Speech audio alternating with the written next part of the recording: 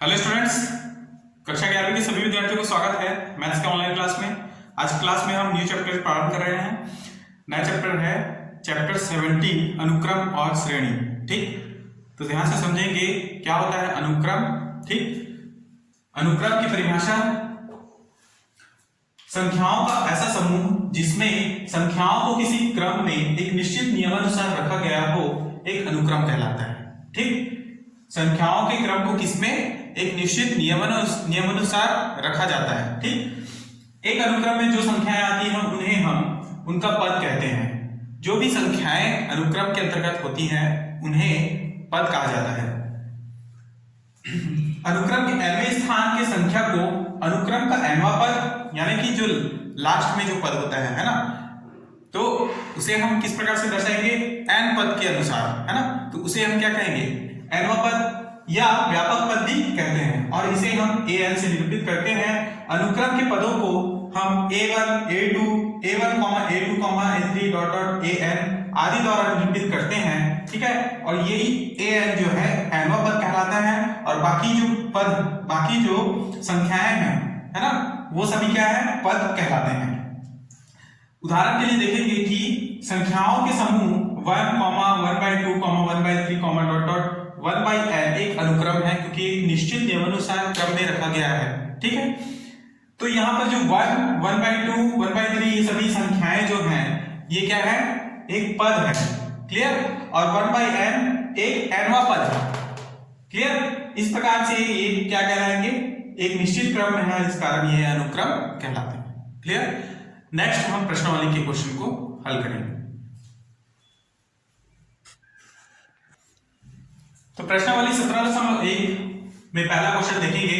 प्रत्येक अनुक्रम के प्रथम 5 पद ज्ञात कीजिए जिसका nवां पद निम्न प्रकार से दिया हुआ है। ठीक है, यहां पर पहला मान दिया हुआ है n/n+1। ठीक है, तो यहां पर ये जो nवां पद है इसलिए हम इसको an बराबर लिखते हैं। ठीक है, an बराबर n/n+1। यहां से n बराबर हमको 5 पद निकाल करना है, तो n बराबर रखेंगे 1, 2, 3, 4 और 5। क्लियर, तो यहां से क्या हो जाएगा, a1 रखेंगे तो n की जगह में a1 1/1+1 1/2। ठीक है, उसी प्रकार a2 2 रखते हैं n बराबर, तो यहां पर होगा 2/2+1 बराबर 2/3। यदि n बराबर 3 रखते हैं तो a3 3/3+1 is equal to 3/4। Next यदि 4 रखें तो a4 बराबर 4/4+1 बराबर 4/5। उसी प्रकार n बराबर 5 रखें तो a5 5/5+1 इज इक्वल टू 5/6 प्राप्त होता है। अतः अभीष्ट अनुक्रम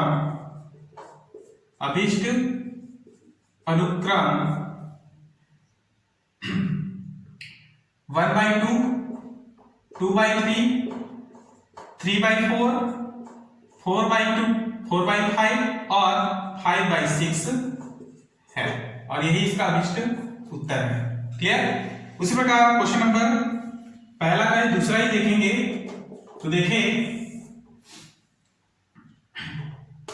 देखेंगे इसमें यहां पर दिया है 2 की घात n।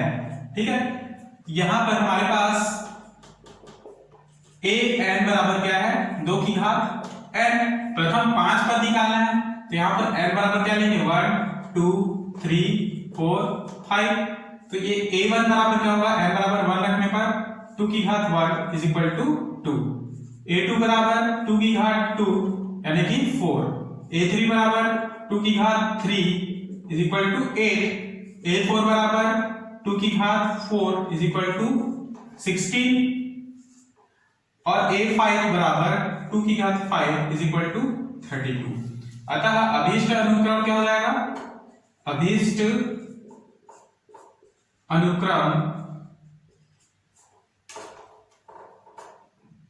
2, 4, 8, 16, 32 होगा। ठीक, और ये इसका अभीष्ट उत्तर उत्तर है। क्लियर? तो इस क्वेश्चन के बाकी सभी क्वेश्चंस को इसी प्रकार से ही हल करना है। अगला प्रश्न समझेंगे।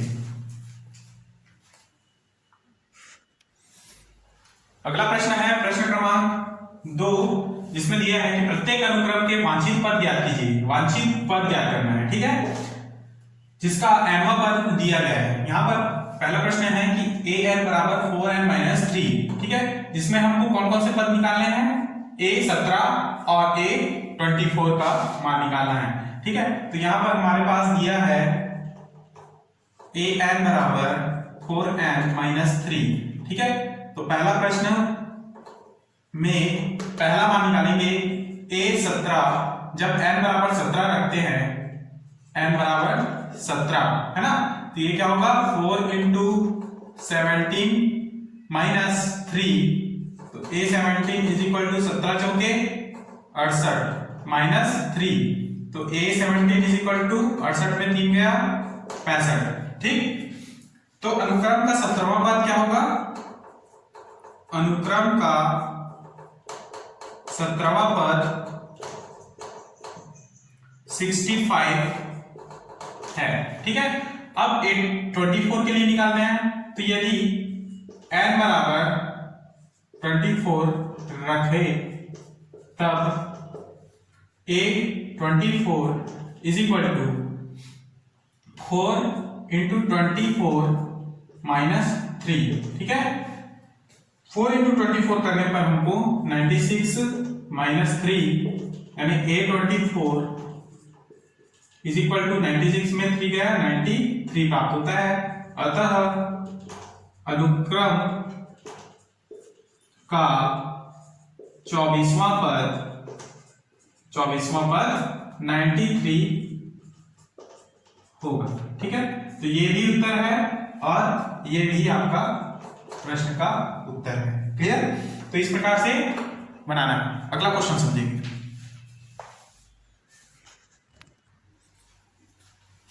क्वेश्चन नंबर दूसरा का तीसरा देखेंगे। nवां पद दिया है an बराबर n-1 ब्रैकेट में n-1 फिर ब्रैकेट में 2 n और 3 n। तो हमको कौन सा पद निकालना है, a20 पद निकालना है, 20वां पद निकालना है, ठीक है। तो यहां पर समझेंगे n बराबर 20 रखने पर a20 is equal to 20 minus 1, 2 minus 20 और 3 प्लस 20। क्लियर? ये a20 बराबर 20 में a गया 19 इंटू 20 में से 2 गया माइनस 18 और 20 3 23, ठीक। इंटू करते हैं तो आपको इन दोनों को इंटू करने पर माइनस 342 इंटू 23, ठीक है। इन दोनों को इंटू करने पर 7 माइनस 7 8 6 प्राप्त होता है और ये a20 का वैल्यू है। क्लियर? तो अतः लिखेंगे कि अतः अनुक्रम का 20वां पद क्या होगा, माइनस 7866 होगा, ठीक। अगला क्वेश्चन समझेंगे, क्वेश्चन नंबर 3।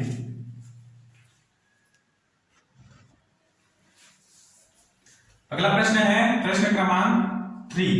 प्रत्येक अनुक्रम के 5 पद लिखिए, है ना। प्रत्येक अनुक्रम के 5 पद लिखना है तथा संगत श्रेणी ज्ञात कीजिए कहा गया है, ठीक है।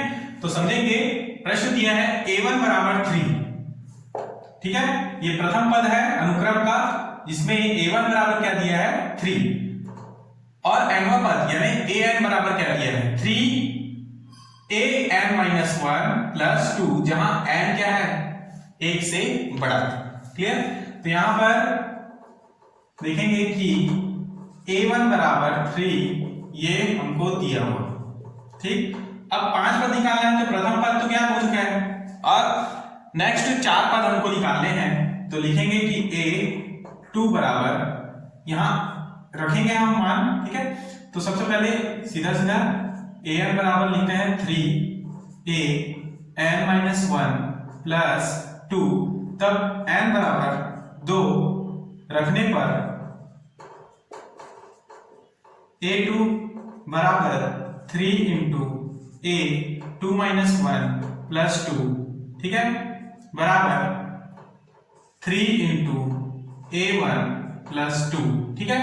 यहां से a1 की जगह में मान रखते हैं तो ये a2 बराबर क्या होगा 3 इंटू a1 का मान हमारे पास क्या है 3, ठीक, तो 3 दिया 9, 2 11,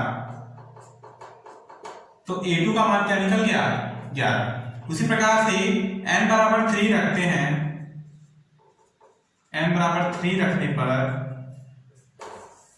ठीक, a3 बराबर 3 इंटू a3 माइनस 1 प्लस 2 बराबर 3 प्लस a2 प्लस 2, ठीक है।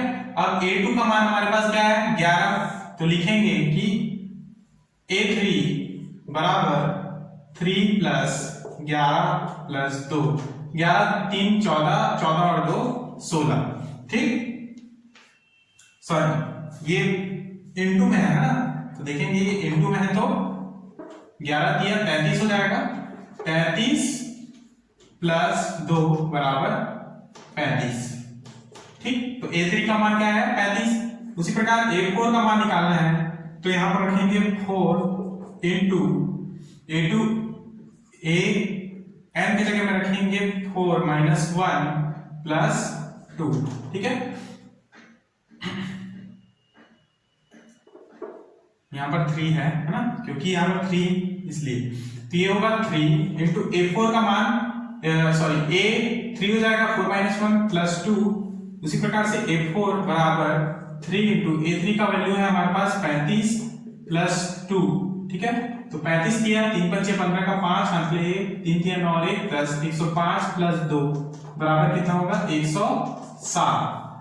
नेक्स्ट है a5 जिसमें 3 इंटू a n की जगह में रखेंगे 5 माइनस 1 प्लस 2, ठीक है। तो 3 इंटू a4 प्लस 2, a4 हमारे पास है 3 इंटू a4 का मान क्या है 107, तो 107 लिखेंगे प्लस 2, 3 सत्ते 21 का 1 हाथ के लिए 2, 10 दिया 30 2 32 प्लस 2, ये कितना हो जाएगा 323।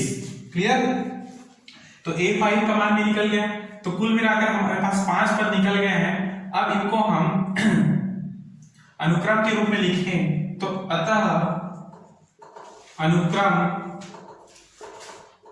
के लिखें तो ये क्या होगा a1 बराबर क्या है 3, a2 बराबर क्या है 11, a3 बराबर है 35, a4 बराबर है 107 और a5 बराबर है 323 तथा संगत श्रेणी के रूप में लिखने पर संगत श्रेणी 3 प्लस 11 प्लस 35 प्लस 107 प्लस 323 है और यही इसका अभिष्ट उत्तर है। क्लियर। तो इस प्रकार से आप संगत श्रेणी को बीच में प्लस का चिन्ह लगाएंगे तो ये संगत श्रेणी बन जाता है, यही अनुक्रम। क्लियर। तो इस प्रकार आपको बाकी क्वेश्चन को बनाने हैं। तो इस तरह है प्रश्नावली 17.1 कंप्लीट हुआ। अगला प्रश्नावली समझते हैं।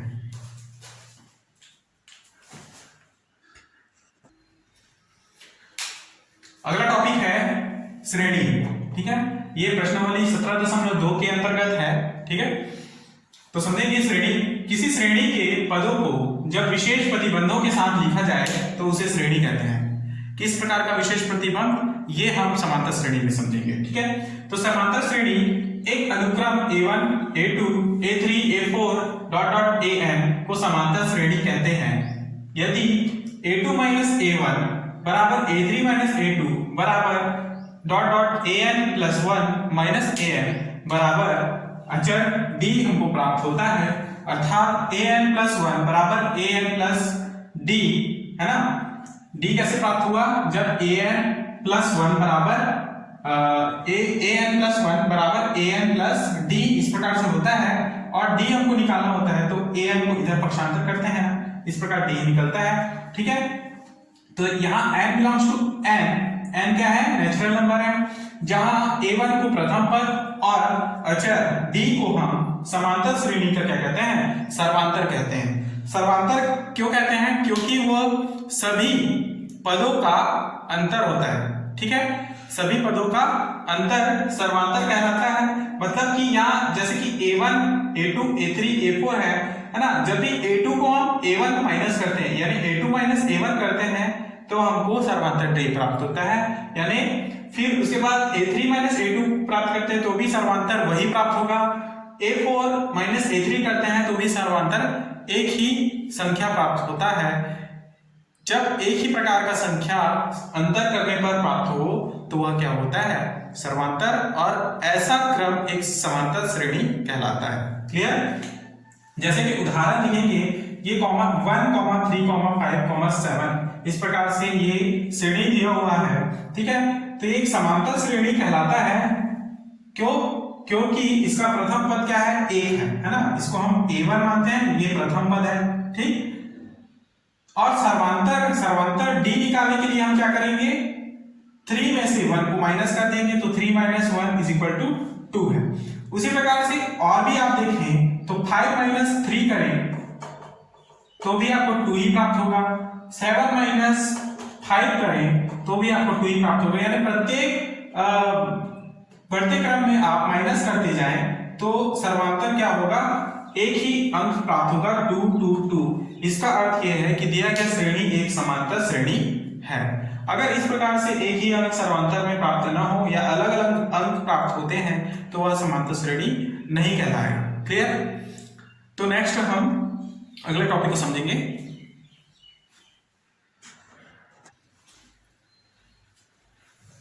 अगला पॉइंट है समांतर श्रेणी का मानक रूप। ठीक है, समांतर श्रेणी का मानक रूप निम्नलिखित a, a plus d, a plus 2d plus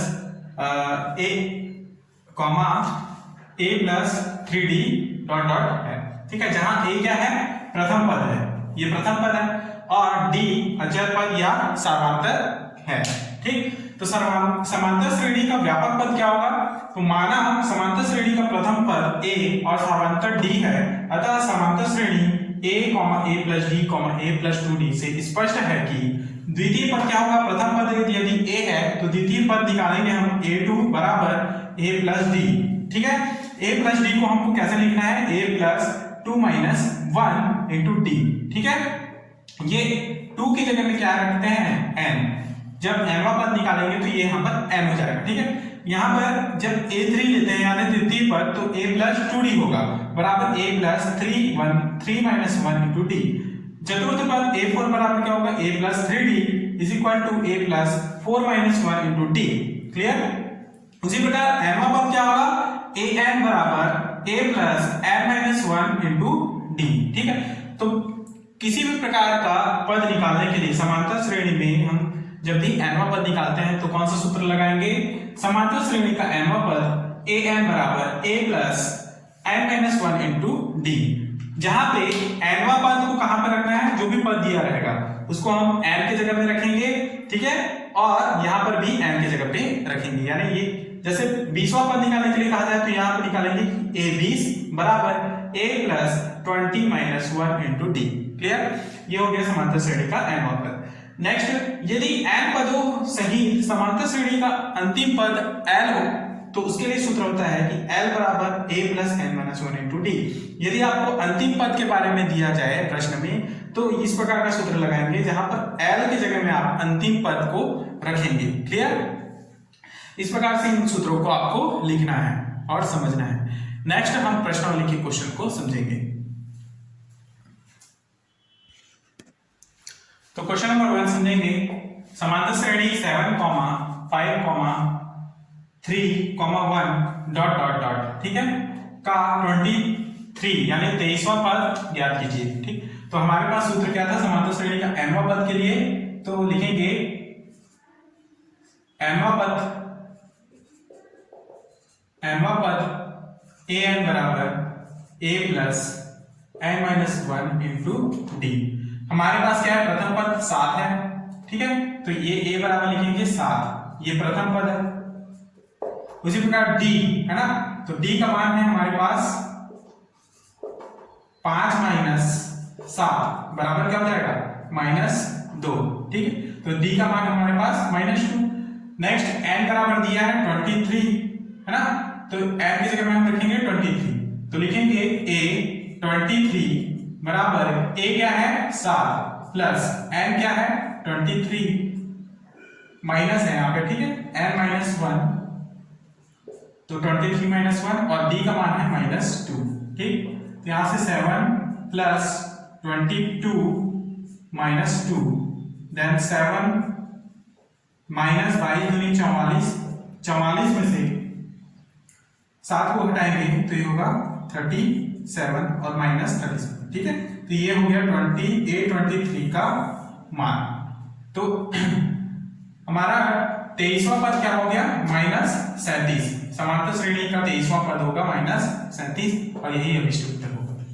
अगला क्वेश्चन समझेंगे, क्वेश्चन नंबर 4, समांतर श्रेणी का समांतर श्रेणी का 5, 8, 11, डॉट डॉट डॉट का कौन सा पद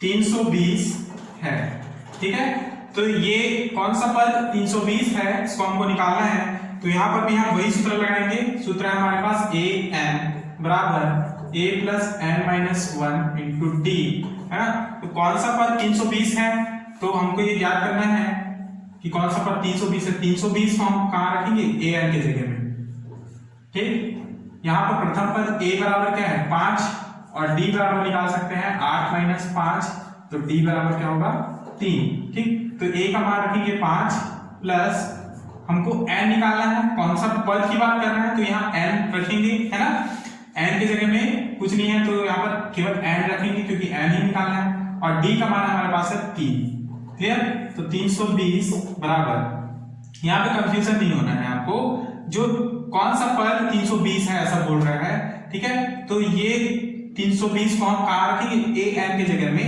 320 रखेंगे, क्लियर, और चूंकि हमारा अभिष्ट पद क्या है n से ही हम अपना पद निकाल सकते हैं, तो ये n जो है खाली रहेगा, केवल n ही लिखा जाएगा, ठीक, यहां से 5 प्लस 3n माइनस 3, ठीक है, 320 इज इक्वल टू 5 में से 3 गया 2 धन 3n, 2 को इधर ले आए तो 318 बराबर 3n, तो n इज इक्वल टू क्या 318 बटे 3, है ना, यानी 3 दाम 30 और 3 छक्के 18, तो n इज इक्वल टू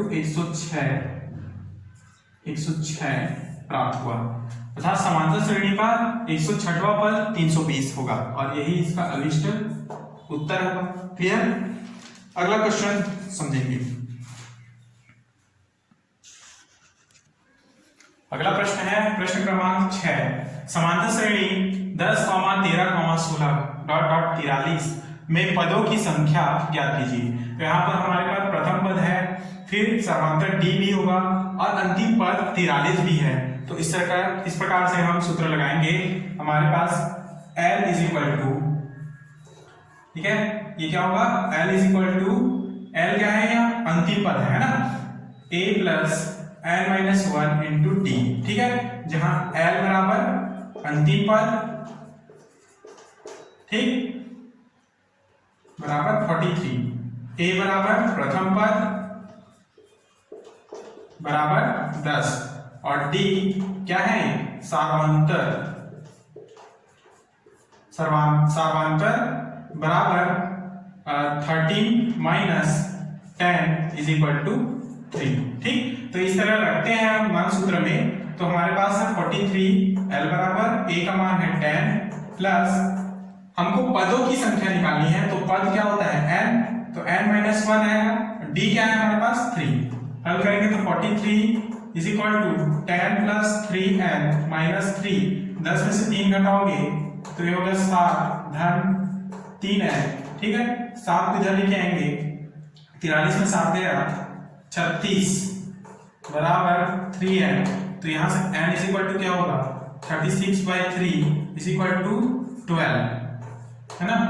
तो n बराबर 12, अर्थात समांतर श्रेणी के, है ना, 10, 13, 16 और 43वें पदों की संख्या क्या होगा n बराबर 12, और यही इसका अभिष्ट उत्तर होगा। क्लियर। अगला क्वेश्चन समझेंगे। अगला क्वेश्चन है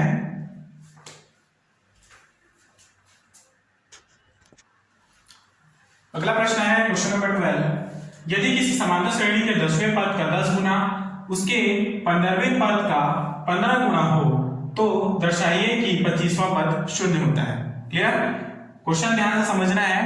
समांतर श्रेणी का nवां पद का सूत्र लगाएंगे, उसमें आप 10वां पद निकालेंगे, उस 10वें पद का 10 गुणा लेंगे, ठीक है। फिर समांतर श्रेणी का 15वां पद निकालेंगे और उसका 15 गुणा लेंगे।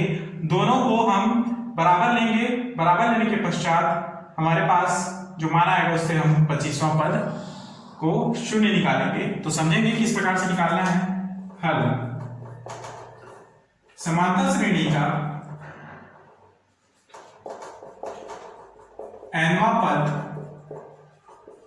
an बराबर a plus n-1 into d है, ठीक है। जहां a प्रथम पद और d सर्वांतर है, ठीक। तो यहां पर समांतर श्रेणी का 10वां पद देखेंगे तो a tan बराबर a plus tan-1 into d, ठीक है। उसी प्रकार समांतर श्रेणी का 15वां पद देखें, 15वां पद तो a15 बराबर a प्लस 15-1 इंटू d, ठीक है। तो इसको क्या लिख सकते हैं a प्लस 9d और ये a प्लस 14d, ठीक है। तो इन प्रश्न से समझेंगे कि प्रश्न से 10वां पद, है ना, यानी कि a प्लस 9d 10 गुणा के बराबर है, तो गुणित 10 करेंगे। उसी प्रकार बराबर होगा 15वां पद यानी a प्लस 14d 15 गुणा के बराबर है, तो गुणित 15 कर देंगे, ठीक है। तो इसको अंदर इंटू करते हैं तो ये होगा 10a प्लस 10 नियम 90d बराबर 15a प्लस 15 चौके 60, 15 एकम 15, 15 6 21d, ठीक। तो इस तरह से दोनों को बराबर लेके चलते हैं। उसके पश्चात हम सभी को एक तरफ ले लेंगे, जैसे कि 15a minus 10a plus 210d minus क्या हो जाएगा 90d बराबर क्या मिलेगा 0। 15 में से 10 घटाएं तो 5a प्लस 210 में से 90 घटाएंगे तो ये प्राप्त होगा 21 में से 9 घटाएंगे तो 12 120d। क्लियर। तो 5a बराबर 120d बराबर 0, सॉरी 5a प्लस 120d बराबर क्या प्राप्त हुआ 0। तो 5 को कॉमन ले लें, ये होगा a प्लस 5 दूनी 10, 5 चौके 20 d बराबर 0, तो a प्लस 24d बराबर क्या प्राप्त हुआ 0, ठीक। यहां तक समझने के पश्चात a को a प्लस 24d को हम लोग क्या लिख सकते हैं, हमको 25वां पद निकालना है, तो यहां पर हम लिखेंगे a25 बराबर a प्लस n-1 n की जगह में 25 माइनस 1 d, ठीक है, बराबर क्या हो जाएगा a प्लस 24d। क्लियर। और a प्लस 24d का मान हमारे पास क्या है 0, तो a25 बराबर क्या हो जाएगा 0, और यही इसका अभिष्ट उत्तर है जो कि प्रूव्ड हो गया है। यही हमको दर्शाना था कि a25 का मान क्या हो 0 होता है। क्लियर। नेक्स्ट प्रश्न समझिए।